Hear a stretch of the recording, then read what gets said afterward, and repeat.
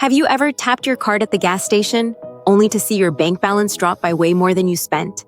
Or noticed a hotel holding hundreds of dollars for weeks?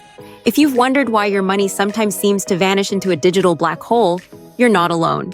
Today, let's pull back the curtain on what's really happening every time you use your card. Think of every card payment as a conversation between you, the shop, and your bank. But it's not just a quick chat.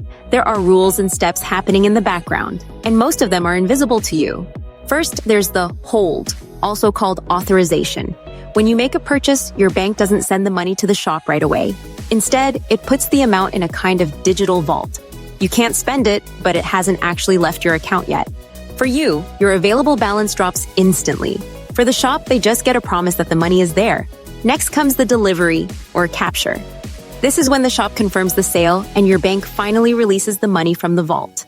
For everyday purchases, this can happen in seconds. But for things like hotels or gas stations, it can take days. Why the delay? Sometimes the final amount isn't known upfront. At the gas pump, the system might reserve $100 just to be safe, even if you only fill up $40. The extra gets released back to you, but it might take a day or two. Hotels and car rentals do something similar, holding a larger amount to cover your stay and any extras. That's why your available balance can seem to shrink during a trip. You might also see a mysterious $1 charge when you add your card to an app. That's just a quick security check, a digital handshake to make sure your card is real. It usually disappears within a few days. Debit and credit cards handle these holds differently. With debit, the hold comes straight out of your cash. With credit, it just reduces your available credit limit for the month.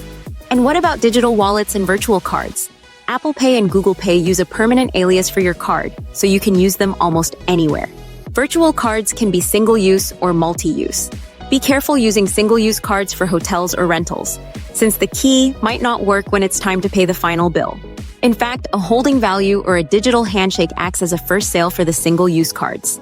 Finally, if you're waiting for a refund or a hold to clear, timelines vary. Gas station holds usually drop off within 48 hours, but hotel holds can take up to 2 weeks. Now that you know what really happens, remember this. Always check your available balance and keep your cancellation receipts safe. If you see a charge you don't recognize, or if you paid for something you never received, you have the right to ask your bank to pull the money back. For more details, check out the full article on the MyFriendlyBudget blog. MyFriendlyBudget.com. Start building a brighter future today.